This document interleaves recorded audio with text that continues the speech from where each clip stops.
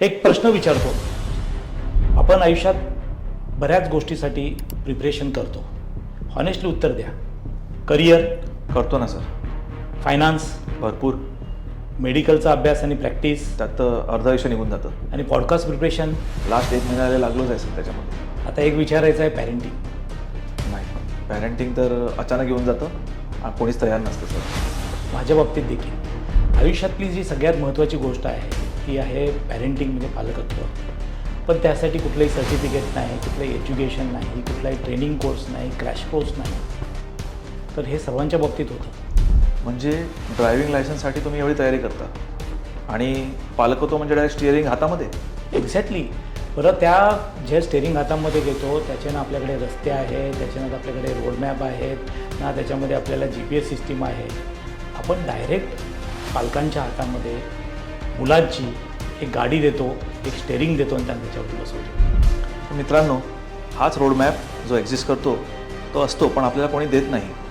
आज आम्ही तोच प्रयत्न करणार, हा रोडमॅप तुम्हाला देण्यासाठी, कसे आपण इफेक्टिव्ह पॅरेंटिंग पुढे करू शकतो. यस, ह्याच विषयावरती आज आपल्याला चर्चा करायची आहे की मॉडर्न पॅरेंटिंग म्हणजे काय, आदर्श पालकत्व म्हणजे काय.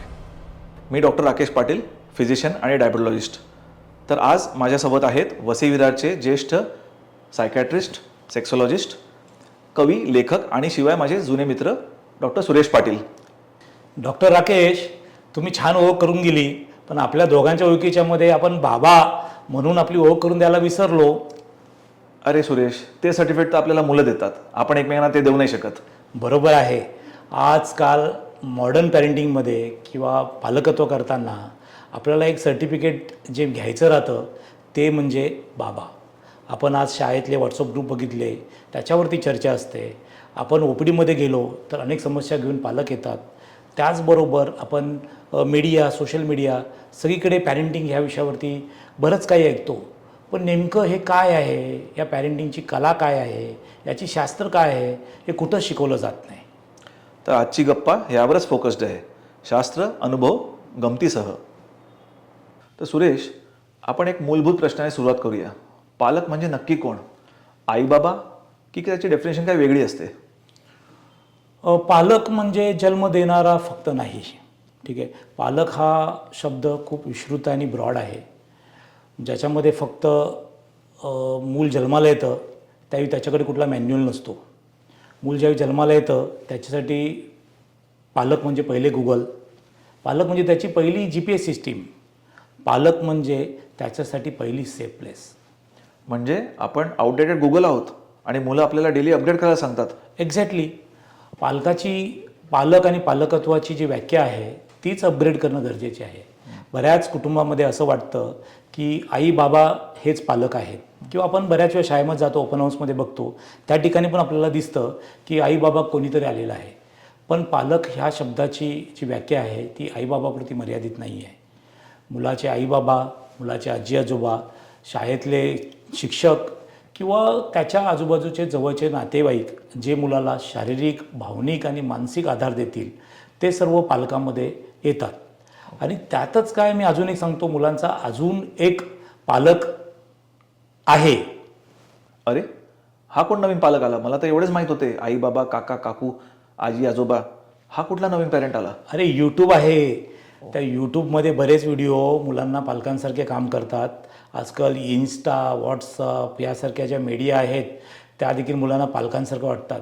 पण प्रॉब्लेम आहे की त्याच्यामध्ये वॉच टाईम आहे, पण कुठल्याही प्रकारचं रेग्युलेशन नाही आहे.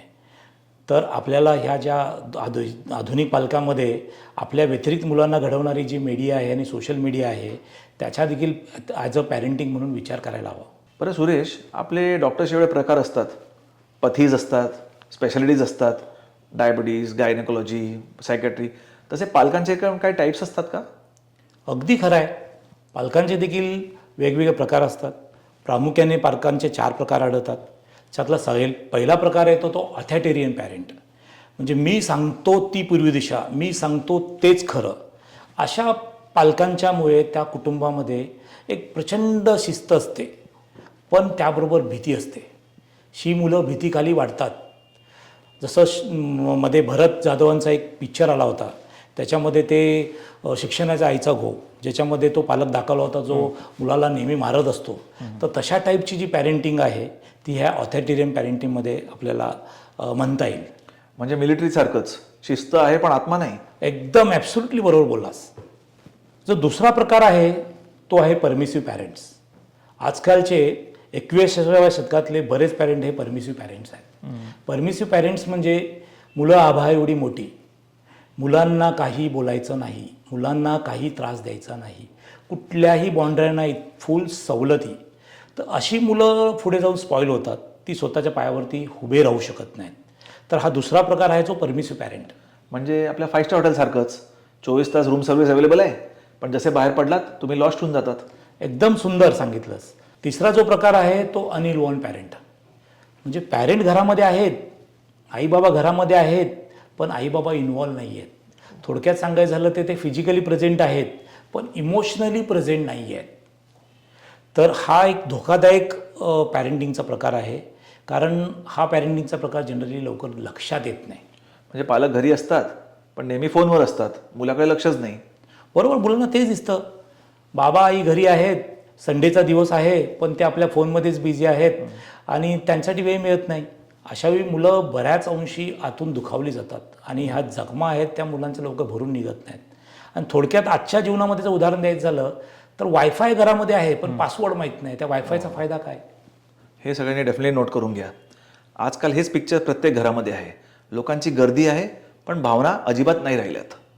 पण चौथा जो प्रकार आहे ऑथॉरिटेटिव्ह पॅरेंटिंग, ॲक्च्युली हे आयडियल पॅरेंटिंग आहे. ओके. आपण सर्व पालकांनी ऑथॉरिटेटिव्ह पॅरेंटिंग बनण्याचा प्रयत्न केला पाहिजे, ज्याच्यामध्ये प्रेम पण आहे आणि शिस्त पण आहे. प्रेम जेवढं पाहिजे योग्य ठिकाणी प्रेम, आणि शिस्त जेवढी पाहिजे योग्य ठिकाणी शिस्त. अशा पद्धतीच्या पालकत्वामुळे मुलं जास्त ओपनली बोलू शकतात. पालक त्यांच्या भावनांचा आदर करतात. पालक त्यांच्या भावना ऐकून त्या भावनांच्या प्रमाणे त्याला उत्तर देतात आणि त्यांच्यामध्ये शिस्तीबरोबर प्रेम देखील राहतं. तर सर्व पालकांनी, सर्व लोकांनी ऑथॉरिटेटिव्ह टाईपची पॅरेंटिंग जी आहे तशा टाईपचे पॅरेंट बनण्याचा प्रयत्न केला पाहिजे. म्हणजे डेमोक्रेसी विथ गुड लिडरशिप, जसं आपल्या भारताचं उदाहरण घेऊन घ्या. सहमत आहे. तर ऑथॉरिटेटिव्ह पॅरेंटिंग हा जो प्रकार आहे हा चौथा प्रकार झाला. पुन्हा एकदा मी 4 पॅरेंटिंगचे प्रकार नमूद करतो. पहिला झाला ऑथॉरिटेरियन म्हणजे कडक शिस्तीचे पालक. दुसरे परमिसिव्ह पालक ज्यांना मुलांना पूर्ण सवलती दिलेल्या आहेत. तिसरे जे पालक आहेत ते अनइन्व्हॉल्व, त्यांना काहीच पडलेलं नाही मुलांचं. आणि चौथे पालक जे आदर्श पालक जे मुलांच्या ग्रोथसाठी नेहमी 24 तास प्रयत्न करत असतात. तर आपण सर्व दररोज ह्या 4 शिफ्टमध्ये काम करत असतो. तर ह्या 4 शिफ्टमध्ये काम न करता आपण योग्य ते पॅरेंटिंगची स्टाईल जी आपण आता चर्चा केली ती निवडली का पाहिजे आणि बाकीच्या पॅरेंटिंगपासून थोडंसं दूर राहिलं पाहिजे. सगळ्या प्रेक्षकांनी हे लक्षात द्या की मुलं जी आहेत ते CCD सारखी आहेत. ती कंटिन्युअसली तुम्हाला ऑब्झर्व करत असतात. ॲज अ पेरेंट्स तुम्ही कशा प्रकारे त्यांच्याशी वागतात, तुम्ही त्यांना लक्ष देता की नाही, are you a good listener, हे खूप महत्त्वाचं आहे. Correct Suresh? Yes, they are good mood readers. आपला मूड ते रीड करतात. Right sir. बरं सुरेश, पालकांविषयी तर भरपूर चर्चा झाली. आता सांग मला की मुलं पण अशी वेगळी असतात का आजकाल, की आपण म्हातारे झालो आहेत? अरे खूप चांगली प्रश्न आहे, प्रश्नपेक्षा शंका म्हणेन. पण खरंच सांगायचं झालं तर काळाप्रमाणे मुलं पण बदलत गेलेली आहेत. जनरेशन झेड, जनरेशन अल्फा जे आपण बघतो ती सध्या अस्तित्वात जनरेशन आहेत. तर ही मुलं थोडी आपल्यापेक्षा वेगळी आहेत. ह्या मुलांचं लाईफस्टाईल, यांची विचार करण्याची पद्धत ही आपल्यापेक्षा बरीच वेगळी आहे. आणि स्मार्टफोन तर त्यांच्यासाठी अन्न वस्त्र निवारा झाला आहे. तर स्मार्टफोन, मोबाईल ही त्यांची गरज बनलेली आहे. अर्थात आपण तलावात पोहायला शिकलो. ही जनरेशन झेड अल्फा तर सध्या सीधा समुद्रामध्ये प्रवेश केला यांनी. तो ब्युटिफुली एक्सप्लेन केलं. खूप चांगलं मी उदाहरण सांगतो. माझ्याकडे एक आई 14 वर्षाच्या मुलाला घेऊन आली होती. मी त्या आईशी गप्पा मारल्या, त्या मुलाशी गप्पा मारल्या. अरे तो मुलगा क्लायमेट चेंजवरही 10 मिनटं बोलला, पण भाजी कशी आणायला जायची ह्या गोष्टीची त्या मुलाला एन्झायटी येते. ही आजच्या मुलांची समस्या आहे. म्हणजे technically they are very strong, they have more knowledge. इन्फॉर्मेशनचा तो समुद्रच आहे, त्या समुद्रामध्ये ते पोहत आहेत. पण काय इन्फॉर्मेशन प्रोसेस करावी हे त्यांना समजत नाही. दुसरी गोष्ट जर ह्या मुलांच्या बाबतीत बघितलं तर आजची मुलं ना इमोशनली खूप सेन्सिटिव्ह आहेत. त्यांना कोणी काही बोललं की लगेच मनाला लागतं, त्या गोष्टीचा लगेच बाधा होतो आणि सोशल मीडिया आणि मीडिया ड्रिव्हन आहेत. ठीक आहे, इन्स्टंट ग्रॅटिफिकेशन म्हणजे लगेच अनुभव देणारी, लगेच तत्काळ आनंद देणाऱ्या गोष्टी करायला त्यांना आवडतात. थोडक्यात सांगायचं झालं तर आपण म्हातारे झालो तर असं नाही आहे, मुलं पण अपग्रेड झालेली आहेत आणि त्या मुलांना समजून घ्यायला आपण कुठेतरी कमी पडतो आहे. म्हणजे आपण मिलेनियल्स आहे ती आय थिंक लास्ट बॅच असू ज्यांनी खरंच स्ट्रगल केली आहे. आपल्याला लाईनमध्ये उभं राहावं लागायचं, मग गोष्टी मिळायच्या. आताच्या जनरेशनला कसं एक क्लिक केलं आणि लगेच त्यांना ॲपवरून सगळं मिळून जातं. बेसिकली हे लोक एन्सायक्लोपीडिया आहेत, पण प्रॅक्टिकल स्किल्स त्यांचे झिरो आहेत आणि समाजाशी यांचं एक्सपोजर खूप कमी आहे. एकदम छान बोललास. पण मला हेच म्हणायचं होतं की आज आपण मिलेनियनवाली जी सेंच्युरीवाली जी मुलं आहोत ती ॲटलिस्ट आपण पालक बनल्यानंतर ह्या विषयाचा तर विचार करतोय की आदर्श पालकत्व म्हणजे काय, मॉडर्न पॅरेंटिंग म्हणजे काय, आता फ्युचरचं जनरेशन काय करेल देवच जाणे. देव जाणे. तर सुरेश, आपल्या 10वीत आपण ते 21 अपेक्षित खूप सॉल्व्ह करायचो. तशीच ही आजकालची मुलं काही प्रश्न विचारतात आणि खूप प्रश्न विचारतात. हे काय, हे कसं आहे, हे कसं आहे, म्हणजे त्याच्या कधी कधी राग येतो मला. तुला काय वाटतं याच्याबद्दल? बघ, हे प्रश्न विचारणं, वेगवेगळ्या विषयावरती प्रश्न विचारणं, कधी ती प्रश्न विचारण्याची दिशा वेगळी असते, पण ॲक्च्युली प्रश्न विचारणं हे क्रिटिकल थिंकिंग आहे. हे चांगलं स्किल आहे. हे ह्या जनरेशनचं एक मी म्हणू शकतो वरदान आहे. पालकांना थोडं जड जातं पण स्किल चांगलं आहे. तर आपल्याला त्याच्या पद्धतीनं ॲज अ पालक काय तयारी करावी आपण हे पुढं बघणार आहे. ओके, सो मला आज कळालं की माझी मुलं मला कधी कधी विचारतात हे पण का, ॲक्च्युली हे चांगलं असतं. Thank you for that. अरे तो फ्युचर लीडर आहे, तू त्याला एनकरेज कर. जो प्रश्न विचारतो ना तो समाज बदलू शकतो. तो प्रश्न विचारतो म्हणजे तो तुझा मुलगा फ्युचर लीडर आहे. Agree, 100% agree. तर सुरेश, तू तर एवढा फेमस सायकॅट्रिस्ट आहेस, तुझ्याकडे तर मेनली अडल्ट पेशंटच येत असतील, पण काही काही पॅरेंट्स पण त्यांच्या मुलांना घेऊन येत असतील, तर प्रमुख कुठल्या कारणामुळे ते घेऊन येतात? मग मुलं पालक ओपीडीमध्ये घेऊन येण्याचं प्रमाण हे गेल्या काही वर्षामध्ये वाढलेलं आहे. 3 महत्त्वाच्या समस्या प्रत्येक पालकाच्या असतात. सगळ्यात महत्त्वाची म्हणजे आजकालची मुलं ऐकत नाहीत. मुलं खूप खूप रागावतात आणि मुलं फोन सोडत नाहीत, म्हणजे फोनचे ॲडिक्ट झालेत. ह्या 3 समस्या घेऊन, ही कारणं घेऊन बहुतांश पॅरेंट, माझ्याच नाही, जेवढे पण सायकॅट्रिस्ट आहेत, सायकॉलॉजिस्ट आहेत, इव्हन बरेच सारे इन्फ्लुएन्सर्स आहेत, त्यांच्याकडे मदतीला जातात. तर सुरेश, खरंच ही समस्या खूप गंभीर आहे. मुलं फोन सोडत नाही, तर स्क्रीन ॲडिक्शन, स्क्रीन टाईम हे किती गंभीर आहे? मी तर सांगेन खूप गंभीर आहे. स्क्रीन ॲडिक्शन किंवा डिजिटल ॲडिक्शन हा एक नवीन गंभीर प्रकारची मुलांची समस्या झालेली आहे. जशी लहान मुलांना अफू देऊन झोपवलं जायचं, तसं आई बाप कुठेही कार्यक्रमाला गेले ते मुलांच्या हातामध्ये फोन देतात की मुलांनी शांत बसावं. आणि ओव्हर द टाईम जेवताना, बसताना, कार्यक्रमात गेल्यानंतर तुम्हाला दिसेल की प्रत्येक मुलगा मोबाईल हातामध्ये घेऊन बसलेला आहे. तर हे सर्व स्क्रीन ॲडिक्शनमध्ये येतं आणि स्क्रीन ॲडिक्शन खरंच आजकालची एक मोठी, गंभीर आणि वेळीच लक्ष देणारी समस्या आहे. जसे माझे पेशंट कधी कधी गोळ्या घेणं थांबवून टाकतात, त्यांना लगेच कळत नाही, पण नंतर त्यांचं आतल्यात नुकसान होत राहतं. तसंच झालं आहे. तर एकदम बरोबर आहे. अरे माझ्याकडची परवा आलेली मी एक गोष्ट सांगतो. एक आई आपल्या 9 वर्षाच्या मुलाला घेऊन आली होती आणि तिचं असं म्हणणं होतं की सर याला मोबाईल नाही दिला, मोबाईल नाही भेटला की याचं अंग थरकाप होतं. ती म्हणे की त्याच्या एका नातेवाईकामध्ये तिने बघितलं होतं, एक अल्कोहोलिक आणि ड्रग ॲडिक्ट माणूस होता, त्याला ते ड्रग नाही मिळाले की त्याची थरकाप वाटायची. तर तिनेच मला प्रश्न विचारला की सर हे ड्रग ॲडिक्शन म्हणजे, स्क्रीन ॲडिक्शन म्हणजे तर ड्रग ॲडिक्शनसारखं आहे. पण राकेश, मी खरंच तुला आणि प्रेक्षकांना सगळ्यांना सांगतो की ड्रग ॲडिक्शनचं जे मेकॅनिझम आहे तेच त्या स्क्रीन ॲडिक्शनचं पण मेकॅनिझम आहे. ब्रेन त्याच पद्धतीनं इन्व्हॉल्व होतो आहे. सुरेश, हा प्रॉब्लेम खरंच गंभीर वाटतो आहे मला. तू मध्ये म्हटलंस की स्क्रीन हे आजकाल अन्न, वस्त्र, निवाससारखं झालं आहे मुलांना, तर नक्की स्क्रीन टाईम किती दिला पाहिजे आणि डिजिटल हायजीन म्हणजे हा काय प्रकार आहे? स्क्रीनमुळे होतं काय नेमकं आपण बघून घेतलं पाहिजे. तर स्क्रीनमुळे डोपामाइन रिलीज होतं आणि डोपामाइन माणसाला आनंद देतो आणि तीच गोष्ट पुन्हा पुन्हा करायला लावतो. ज्यावेळी मुलांना ती स्क्रीन भेटते किंवा मोबाईल भेटतो किंवा एखादा गेम खेळायला चालू होतो त्यावेळी मुलांच्या मेंदूमध्ये डोपामिनचा स्त्राव होतो आणि मुलांना आनंद होऊन तीच गोष्ट पुन्हा पुन्हा करावी लागते.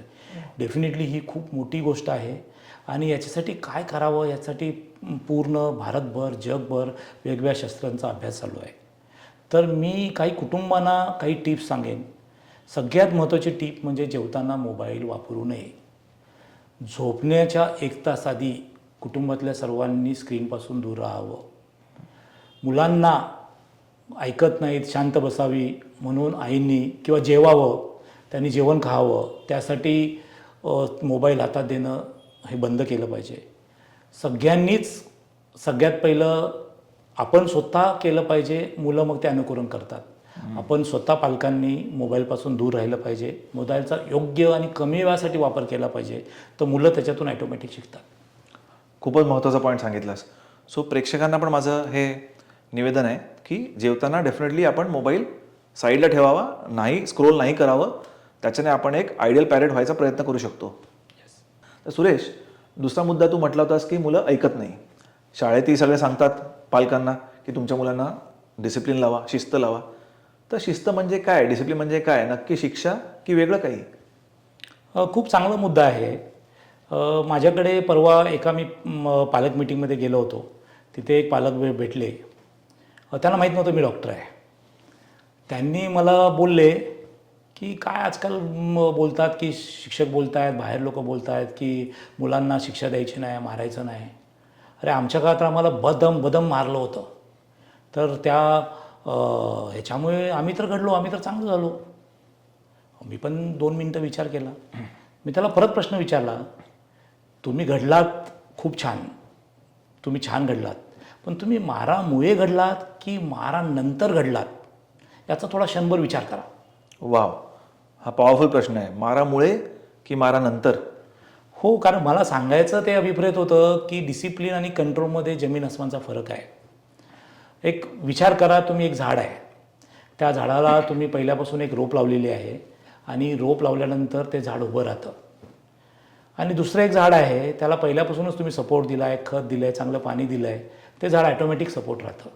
तर पहिल्या प्रकारचं जे दोर लावलेलं झाड आहे तो म्हणजे कंट्रोल.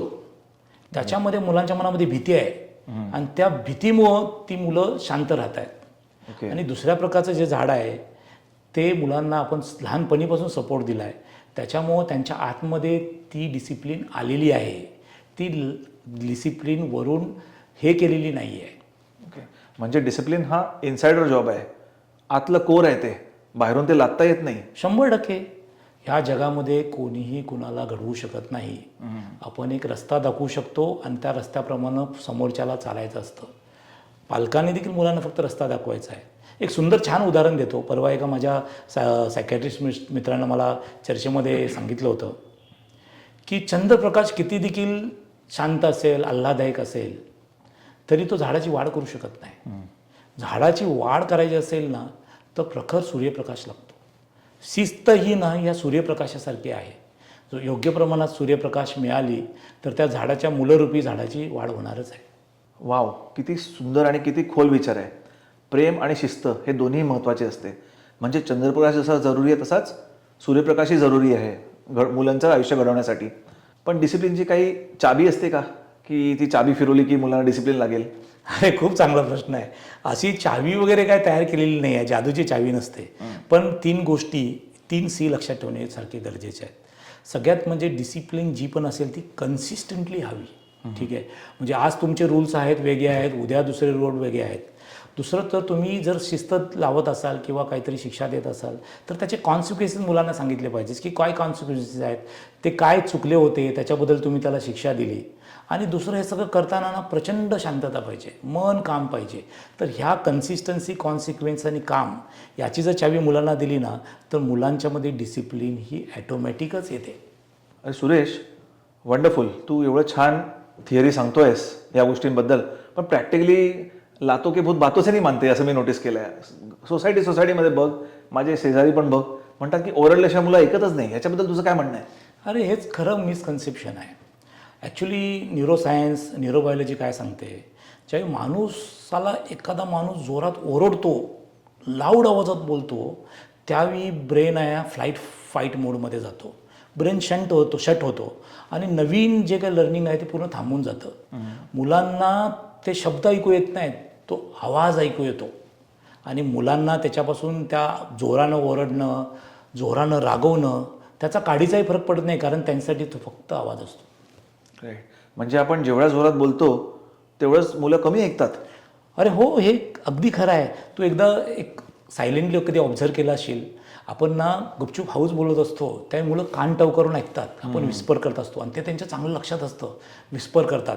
तर मी बऱ्याच पालकांना काय सांगतो की तुम्ही मुलाची स्तुती त्याच्यावरती करण्यापेक्षा ना, तुम्ही मुलाची स्तुती आहे ती फोनवरती चर्चा करताना आवाजात तुमच्या आईबाबांना सांगा की अरे अमुक अमुक माझा मुलगा खूप छान. मुलांना तशी विस्परच्या गोष्टी असतात त्या खूप चांगल्या लक्षात राहतात आणि चांगल्या आवडतात. त्यामुळे लाऊडली बोलणं, ओरडणं हा काही शिस्त लावायचा योग्य प्रकार मला वाटत नाही. करेक्ट. तर प्रेक्षकांनो, आपलं कम्युनिकेशन मुलांशी नेहमी लाऊडपेक्षा क्लिअर आणि काम असावं, हे महत्त्वाचं. तर सुरेश, तिसऱ्या टाईपचे तू पेशंट बोललेलास, पेरेंट्स जे मुलं चिडचिड करतात, रागवतात, लाईंग, टँट्रम्स, ॲग्रेशन, त्या तिसऱ्या प्रकाराबद्दल तू काय बोलणार? अरे हा खूप महत्त्वाचा मुद्दा आहे. बरेच पालक आजकाल ह्याच्याने खूप प्रभावित आहेत किंवा समस्येने ग्रस्त आहेत. तर सगळ्यात पहिलं ना, आपण समजावून घेतलं पाहिजे की हे मुलाचं टँट्रम हे नेमकं काय आहे. एक उदाहरण सांगतो.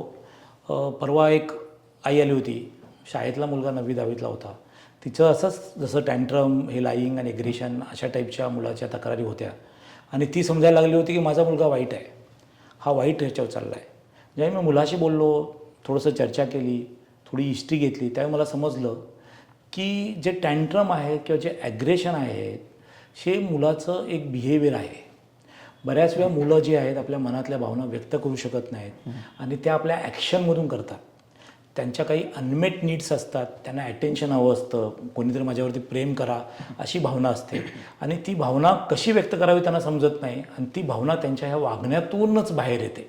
आणि बऱ्याच वेळा मग पालकांना असं वाटायला लागतं आपलं मूल वाया गेलं आहे किंवा बऱ्याचदा असं वाटायला लागतं की आपण कुठेतरी पालक म्हणून कमी पडतो आहे. तर ते बिहेवियरल ॲबनॉर्मॅलिटी का येतात त्याच्या मुळापर्यंत जाणं गरजेचं आहे. मग या नेमकी गोष्टीला टॅकल कसं करायचं आपण? खूप सुंदर प्रश्न आहे. टॅकल करण्यासाठी सगळ्यात पहिलं आपल्या मुलांच्या बरोबर आपण वेळ दिला पाहिजे. मुलांना ऐकायला शिकलं पाहिजे. मुलांना लेबल नाही केलं पाहिजे, हा वाईट हा चांगला. त्यांना समजावून घेऊन त्यांना प्रेम दिला पाहिजे आणि ते का वागतायत, त्यांच्या नेमकं वागण्यामागचा अर्थ काय आहे, मतितार्थ काय आहे. थोडक्यात मुलांना आपण कनेक्ट केलं तर अशा पद्धतीचे जे बिहेवियरल ॲबनॉर्मॅलिटीज आहेत ते आपण प्रिव्हेंट पण करू शकतो आणि जरी सुरू झाल्या तरी बिहेवियरल टेक्निक्स वापरून किंवा पालकांच्या स्वभावामध्ये वागण्यामध्ये बदल करून त्याचा एक चांगला मार्ग काढू शकतो. वंडरफुल सुरेश. सो डेफिनेटली एवढ्या छान गोष्टी तू सांगितल्या आहेस. ॲज अ पेरेंट मला हे खूप हेल्प होणार आणि डेफिनेटली आपल्या प्रेक्षकांना पण इफेक्टिव्ह पॅरेंटिंग काय असतं ते याच्यातून कळणार. So next moving to a next section. Yes. तर सुरेश, एक म्हण आहे, nobody is very busy, it's all about priorities. तर आजकालच्या धावत्या जगामध्ये हजबंड वाईफ दोघांना पैसे कमवायला, अर्न करायला घराच्या बाहेर जावंच लागतं. कितीतरी मुलांना पाळणा घरमध्ये ठेवावं लागतं किंवा कोणीतरी केअरटेकरकडे सोडावं लागतं. तर अशामध्ये टाईम मॅनेजमेंट नक्की कसं करायचं? तो पहिलं वाक्य बोललास ना ते खूप महत्त्वाचं आहे. Everything about priorities. ठीक आहे. तर पालकांनी मुलांसाठी वेळ काढणं ही त्यांची प्रायोरिटी हवीच आणि ती प्रायोरिटीमध्ये जर त्यांनी ते जर पहिल्या क्रमांकाला दिलं तर टाईम हा एक्सपान्सिबल कॉम्पोनंट आहे. आज 75व्या वर्षी देशाचे पंतप्रधान एवढी मेहनत करू शकतात, एवढा वेळ काढू शकतात, तर पालक म्हणून मुलांसाठी 100% वेळ काढू शकतात. तर टाईम मॅनेजमेंट कशी करावी याचं सगळ्यात महत्त्वाचं गोष्ट ही आहे. आपण एरोप्लेनमध्ये बसतो, एरोप्लेनमध्ये अनाऊन्समेंट होते की मास्क लावा, ऑक्सिजनचा मास्क लावा. त्यात एक अजून एक वाक्य असतं, पहिला स्वतः मास्क लावा मग दुसऱ्याची मदत करा. बरोबर. सर तुम्हीच जर ऑर्गनाईज पॅरेंट नाही आहात, तुमच्या आयुष्यामध्ये जर केओस आहे तर तुमची मुलं कशी ऑर्गनाईज होणं. सर मुलांना टाईम मॅनेजमेंट करणं म्हणजे काय खूप हातात बंदूक घेऊन किंवा मोठे तोफखाने घेऊन युद्धात जाण्यासारखं नाही आहे. फक्त एक कन्सिस्टंट रुटीन ठरवणं, ते कन्सिस्टंट रुटीन फॉलो करणं आणि मुलांना त्यांची जबाबदारी देणं. मुलांनी ते रुटीन फॉलो करणं आणि पालकांनी त्याच्यामध्ये त्या रुटीन फॉलो करण्यासाठी ऑर्डर न सोडता मुलांना सांगणं आणि त्यांच्याकडनं अपडेट घेणं. एवढं जरी केलं तरी टाईम हा मॅनेज होतो. खूप महत्त्वाची बात बोलली आहेस. म्हणजे ऑर्डर द्यायची नाही, मुलांना इन्व्हॉल्व करायचं. तर कालच एक भयंकर बातमी मी ऐकली. भाईंदरमध्ये एका 16 वर्षाच्या मुलीला तिच्या अश्लील छायाचित्रांवरून कोणीतरी ऑनलाईन ब्लॅकमेल केलं. तर ऑनलाईन सेफ्टी किती महत्त्वाची आणि कशी एन्श्युअर करायची? खूप महत्त्वाचा आणि खूप चिंतादायक बात आहे. जसं मुलांचं मोबाईल, स्मार्टफोन आणि ऑनलाईन राहणं हे मुलांचं दुसरं घर झालं आहे. आणि ते घर किती सेफ आहे, ते किती त्याच्यामध्ये किती किती प्रॉब्लेम आहेत याची हे एक दाहक उदाहरण झालं. अशी अनेक उदाहरणं आपल्याला आपल्या रोजच्या जीवनामध्ये ऐकायला मिळतात. तर डेफिनेटली ऑनलाईन सेफ्टी घेणं खूप गरजेचं आहे. पण मुलांना मला असं वाटतं की आपण आता फोनपासून दूर ठेवू शकत नाही, मीडियापासून दूर ठेवू शकत नाही. तर त्याच्यापासून न रोखताना त्या दरवाजे बंद न करता, खोल्यांना बंद करताना त्या दरवाजेची चावी कशी वापरावी शिकवलं पाहिजे. तर मुलांना ऑनलाईन वापरताना कसं वापरावं, कुठे कुठे धोका आहे, आणि सगळ्यात महत्त्वाचं जर मुलांच्यावर काही चुकीचं घडलं तर मुलांनी हक्कानं आपल्याशी बोललं पाहिजे. तेवढी आपल्या मुलांची जवळीकता पाहिजे.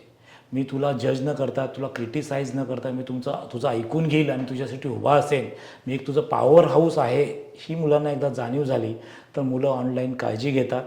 आणि ती काय काळजी घेऊ आपण सांगितलं तर मुलं आवर्जून ते फॉलो करतात आणि काय घडलं तर आपल्याला नक्की सांगतात. अर्थात आपण मुलांच्या वयानुसार आपण स्वतःमध्ये तो बदल घडवला पाहिजे. मुलं लहान असताना आपण त्यांचे पालक असलं पाहिजे. थोडी मोठी झाल्यावर आपण त्यांचे मित्र झाले पाहिजे. आणि जेव्हा मेजॉरिटी 18 वर्षाच्या वय क्रॉस केलं तेव्हा आपण त्यांचे सल्लागार झाले पाहिजे. करेक्ट. ते शर्माजी का बेटा कंपॅरिझन तुम्ही ऐकलं असेल. कालच माझ्या सोसायटीमध्ये एक भांडणच झालं की शेजारच्या मुलाला 95% तर तुला 80%च का पडले. हे किती योग्य आहे? शर्माजी, वर्माजी, दुबेजी, मिश्राजी, पाटीलजी, सावंतजी, देशमुखजी हे घरघर की कहाणी आहे. कंपॅरिझन हे घराघरात केलं जातं. पण कंपॅरिझन हे वायवीसारखं त्या मुलाचं मन खातं. आता राकेश, तुलाच मी प्रश्न विचारतो. तुझ्या ओपीडीमध्ये 10 पेशंट बसलेत, एकाचा BP आहे 120/80, तर तू दुसऱ्या पेशंटला विचारतो का अरे त्याचा 120/80 आहे, तुझा 140/90 का झाला? अजिबात नाही. माझ्यासाठी माझा प्रत्येक पेशंट वेगळा असतो. तसंच प्रत्येक मूल वेगळं आहे. प्रत्येक मूल हे वेगळ्या मातीमध्ये उगवलेलं वेगळं रोपटं आहे. तुम्ही कधी आंब्या झाडाला विचाराल का मला सफरचंद का देत नाहीस, आंबेच का देतो? नाही. तर तसं कंपॅरिझन केल्यानंतर मुलांचा आत्मा आतून दुखावतो. मी इनफ नाही आहे ही त्यांची सेल्फ लँग्वेज होते आणि ते आयुष्यभरासाठी राहते. त्या मुलांना नेहमी असं वाटतं की माझ्या आयुष्यात मी काही करू शकत नाही कारण मी इतरांपेक्षा कमी आहे. मग या बाबतीत आपण काय केलं पाहिजे नक्की? मला असं वाटतं ॲज अ पॅरेंट म्हणून आपण मुलांना जज नाही केलं पाहिजे, त्यांची इतरांशी तुलना नाही केली पाहिजे, त्यांचं कौतुक केलं पाहिजे. त्यांनी प्रयत्न केला याच्यामध्ये आपण खुश राहिलं पाहिजे आणि आपल्या मनातल्या भावना त्या मुलांना सांगितलं पाहिजे तू केलंस याच्याबद्दल मला आनंद झाला. अगदी खरं म्हटलंयस. माझे वडील पण मी जेव्हा लहान होतो शाळेमध्ये मला कसं फर्स्ट यायला कसं खूप आनंद व्हायचा. वडिलांचा आनंद बघून मला खूप बरं वाटायचं. पण एकदा कधी मी 7वा-8वा आलो एकदा. पण ते काय बोलले मला, माझ्यासाठी तू पहिला आहेस. ते शब्द मला आत्तापर्यंत लक्षात राहिलेत. तर प्रेक्षकांनो, आपण जे लहानपणी ऐकतो आपल्या आईवडिलांकडून तोच आपल्या पुढचा अंतःकरणाचा आवाज बनतो. त्याच्यामुळेच आपण पुढे जाऊन खूप साऱ्या हाईट्सला गाठतो. थोडक्यात काय, ॲडवाईज न देताना ॲडव्हाईस करा. ॲडवाईज म्हणजे सल्ला, ॲडव्हाईस म्हणजे मुलांचा आत्म्याला प्रबल करा. आज तुझं 7वा-8वा येऊन देखील तुझ्या बाबांनी जी तुला साथ दिली, तुझं कौतुक केलं, त्याच्यानंतर आज तू वसईचा 1 नंबर डायबेटॉलॉजिस्ट फिजिशियन झाला. थोडक्यात काय, तुझं लहानपणी ऐकलं गेलं, तुला योग्य पद्धतीनं साथ दिली तर त्याच्यानंतर विकास झाला. करेक्ट. तर सुरेश, मी तर डायबेटॉलॉजिस्ट आहे, पण खूप सारे प्रेक्षकांना माझ्या पेशंटला वाटत असेल अरे ह्याने फील्ड तर नाही बदलली, अचानक पॅरेंटिंगविषयी का बोलायला लागला आहे. पण फ्रँकली स्पीकिंग मी एक पेरेंट आहे आणि हे एन्झायटी डिप्रेशन जे लहान मुलांमध्ये होतं आहे ते बघून मला विचित्र वाटतं आहे. तर खरंच हे एन्झायटी डिप्रेशन वाढतं आहे का मुलांमध्ये? हो. अरे मी बोलतो आहे असं नाही आहे. डेटा सांगतो आहे की एन्झायटी डिप्रेशनचं प्रमाण हे लहान मुलांच्यामध्ये खूप वाढलं आहे. मी ज्यावेळी माझं प्रॅक्टिस चालू केलं होतं 15 वर्षापूर्वी, त्यावेळी येणाऱ्या मुलांची संख्या टीनेजर्सची असायची. 15-16 वर्षे, 17 वर्षाची मुलं यायची. पण अगदी 9 वर्षाची मुलं, 10 वर्षाची मुलं पण आजकाल येत आहेत. परवाच एक गंमतशीर किस्सा घडला. एक 9 वर्षाचा मुलगा आला, त्याची परीक्षा होती, आता परीक्षेचा सीझन होता. तर परीक्षा देताना तो घाबरायचा, त्याच्या पोटं दुखत होतं. तर त्याच्या पोटं दुखण्यासाठी आईनं 2-3 लहान मुलांच्या डॉक्टरांना दाखवलं, पण पोटदुखी काय थांबली नाही. आईला असं वाटायला लागलं की नाटक करतो आहे. मग नाटक करता गेल्यानंतर एका डॉक्टरांनी मग काहीतरी माझा रेफरन्स दिला, ते माझ्याकडे आली आणि मी सांगितलं की हे अँझायटी आणि डिप्रेशनचं लक्षण असू शकतं आणि हे अँझायटी डिप्रेशन असू शकतं आणि त्याला त्याच्याबद्दल ट्रीटमेंट चालू केलं. थोडक्यात काय आहे की ही मुलं अँझायटी डिप्रेशनची मुलं आहेत आणि अँझायटी डिप्रेशनसारखे आजार एक्झिस्ट आहेत. जसं डायबिटीससारखा आजार आहे, ब्लड प्रेशरसारखा आजार आहे, तसा अँझायटी डिप्रेशन पण लहान मुलांच्यामध्ये वाढत्या प्रमाणात होणारा आजार आहे. म्हणजे पोटदुखी खरी होती पण कारण काही वेगळंच होतं, just like referred pain. Yes. आता मी जसं पूर्वी पण म्हटलं होतं की बऱ्याच वेळा लहान मुलं आपल्या मनातली भावना सांगू शकत नाहीत, त्यांना शब्द सापडत नाहीत, मग ती मनातल्या भाषा न बोलता शरीरातून त्या भावना व्यक्त करतात. तसंच बऱ्याच वेळा मनातलं काही दुःख असेल, मनातल्या काही अडचणी असतील, मुलं आपल्या पालकांशी बोलू शकत नाहीत, समाजामध्ये बोलू शकत नाहीत, शाळेत शिक्षकांसमोर बोलू शकत नाहीत. अशी मुलं मग त्यांची जी लक्षणं आहेत ती अँझायटी आणि डिप्रेशनच्या ह्याच्यातून व्यक्त करू शकतात. तर सुरेश, जर एन्झायटी आणि डिप्रेशन एवढं प्रमाण वाढतं आहे मुलांमध्ये तर त्याचे वॉर्निंग साईन्स काय आहेत? नक्कीच पालकांना, प्रेक्षकांना ही गोष्ट समजणं खूप महत्त्वाचं आहे की अँझायटी डिप्रेशनचे वॉर्निंग साईन काय. सगळ्यात मेन म्हणजे मुलांच्या स्वभावामध्ये बदल होणं, ही पहिली गोष्ट आहे. दुसरी गोष्ट मुलांची झोप आणि भूक कमी होणं. तिसरी गोष्ट मुलांच्या सवयीमध्ये बदल होणं आणि मुलं जी पूर्वी गोष्ट एन्जॉय करत होती, ज्याचा आनंद घेत होती, त्या गोष्टीतला आनंद संपून जाणं.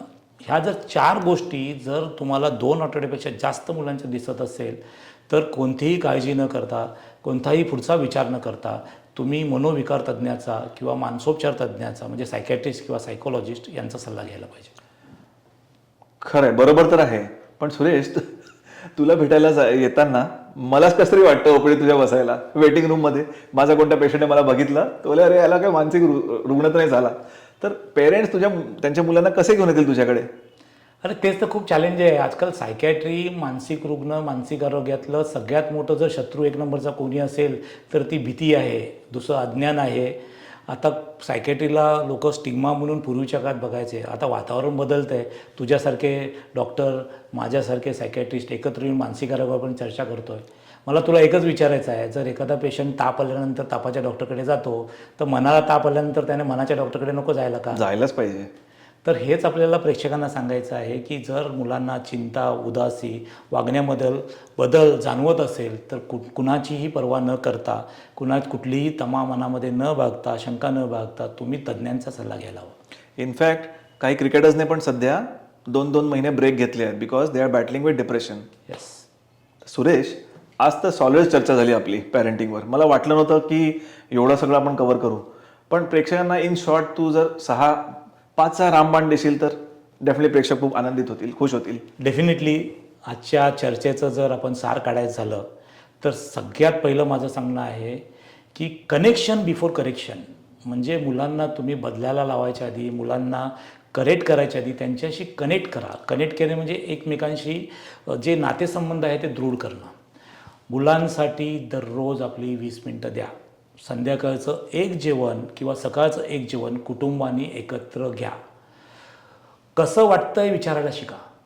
मुलं शाळेतून आल्यानंतर शाळा कशी झाली, शाळेत काय काय केलं, कुठले विषय शिकवले हे विचारण्यापेक्षा आज तुला दिवस कसा गेला, आज तुला कसं वाटलं हे विचारायला शिका. अजून एक महत्त्वाची टीप आहे पॅरेंटना, हेलिकॉप्टर पॅरेंट बनवू नका. मुलं काय करतात, काय खातात, ते कुठे जायला पाहिजेत, कुणाशी बोलतात, 24 तास भरभर करून हेलिकॉप्टरसारखं त्यांच्यावरती तुम्ही ऑब्झर्वेशन नका ठेवू. महत्त्वाची गोष्ट, मुलांना सॉरी म्हणायला शिका. सॉरी ह्या शब्दामध्ये प्रचंड पॉवर असते. जेव्हा तुम्ही मुलांना सॉरी म्हणता तुमची चूक झाल्यानंतर किंवा तुमच्याकडून नकळत काही चुकीचं घडल्यानंतर त्या मुलांना अतिशय आपलेपणा वाटतो आणि आपले आईबाबा आपल्यासाठी काळजी करतात अशी त्यांची भावना होते आणि त्यांच्याशी तुमचे नातेसंबंध दृढ होतात. आणि पुन्हा एकदा सांगतो, सचिन तेंडुलकर बना. म्हणजे तुम्ही एक्झाम्पल सेट करा मुलांसाठी. तुम्ही लेक्चर देत बसू नका. तुम्ही स्वतःच एक्झाम्पल सेट केल्यानंतर मुलं तुम्हाला रेग्युलर फॉलो करतात आणि मुलांना बाहेरच्या आदर्शाची गरज पडत नाही. त्यांना समजतं की आपल्या घरामध्येच आपला सचिन तेंडुलकर आहे. तर ह्या आजच्या पॉडकास्टमधून काही गोष्टी आहेत ज्या मला ॲज अ पॅरेंट आज मला माहीत पडल्या आणि मला पाहिजे माझ्या प्रेक्षकांनी पण ते टेक होम मेसेज म्हणून घ्यावं. पहिलं, आई बाबा होणं सोपं असतं पण पालक होणं ही मोठी जबाबदारीची बाब आहे. प्रत्येकाने ती जबाबदारी पूर्णपणे पाळावी. दुसरं, मुलांना चंद्रप्रकाशासारखं प्रेम आणि सूर्यप्रकाशासारखी शिस्त या दोन्ही गोष्टींची गरज असते. तो ह्या दोन्ही गोष्टी डेफिनेटली त्यांना मिळाल्या पाहिजे. आणि फायनली स्क्रीन, कंपॅरिझन आणि हेलिकॉप्टर पॅरेंटिंग या गोष्टी अदृश्य असतात, पण त्या मुलाला डॅमेज करतात. म्हणून जागे व्हा आणि नेहमी सतर्क राहा. मुलाचं बिहेवियर म्हणजे मिसबिहेवियर नाही, ती एक भाषा आहे. त्याला समजायचा प्रयत्न करा. मेंटल हेल्थ ही एक वीकनेस नाही, तो एक आजार आहे. लवकर वॉर्निंग साईन्स ओळखा आणि मदत घ्या. आणि शेवटचा मुद्दा म्हणजे परफेक्ट पॅरेंटपेक्षा प्रेझेंट पॅरेंट व्हा. दिवसाची 20-30 मिनटं तुमच्या मुलाला डेफिनेटली द्या आणि त्याला कसं वाटतंय हे विचारा. बस एवढं सोबत न्या, बाकी सगळं आपोआप होऊन जातं. तर सुरेश, आपला हा पॉडकास्ट बघून बऱ्याच पॅरेंट्सला प्रश्न येईल की ते स्वतः योग्य पॅरेंट आहेत की नाही. तर अशा पॅरेंट्सला तू काय सांगशील? ज्या पालकाच्या मनात हा प्रश्न येतो की मी योग्य पालक आहे की नाही, माझ्याकडनं काय चुका होत आहेत, जिथं डाऊट्स तयार होतात, जिथं शंका तयार होतात, जिथे काळजी असते, ते पॅरेंट ऑलरेडी गुड पॅरेंट आहेत. ते चांगलं पॅरेंटिंग समजत आहेत. मी तर अशी ह्या पॉडकास्टद्वारे आपल्या सर्व प्रेक्षकांना सर्वांना विनंती करतो की हे तुम्ही आवर्जून बघा, इतरांच्यापर्यंत पोहोचवा. नक्की एका पालकाला तरी शेअर करा. आणि तुम्ही चांगले पॅरेंट आहातच, चांगले पॅरेंट होणार आहात. आणि चांगल्या पालकापासून आपलं देश, आपलं राज्य आणि पूर्ण जग सुंदर होण्याची संभावना आहे. हा एपिसोड जर तुम्हाला कनेक्ट झाला असेल तर डेफिनेटली एका पालकाला शेअर करा. एका पालकाचे 1000 पालक होतील आणि एक पालक बेटर चिल्ड्रन घडवतो आणि एक बेटर चिल्ड्रन बेटर जग घडवतो. थँक्यू. मला प्रेक्षकांना शेवटचा संदेश द्यायचा आहे.